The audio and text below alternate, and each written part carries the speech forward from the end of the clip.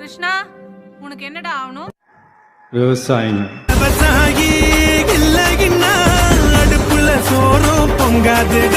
மூணு வேளை பசி எடுக்கும் போது சாப்பாடு ஞாபகம் வர நமக்கு அத விவசாயம் படங்களோட ஞாபகம் என்னைக்காவது வந்திருக்கா? ஒண்ணு மட்டும் சொல்றேன்டா, விவசாயிக்கு மானமெல்லாம் ஒரு காணி நிலம் தாண்டா.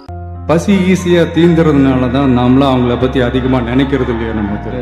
இந்தியா இந்த வல்லரசு ஆகணும், அதாகணும், இதாகணும்ன்றதெல்லாம் கூட அப்புறங்க. முதல்ல விவசாயிங்க நல்லா வாழ்ற அரசா மாறுது.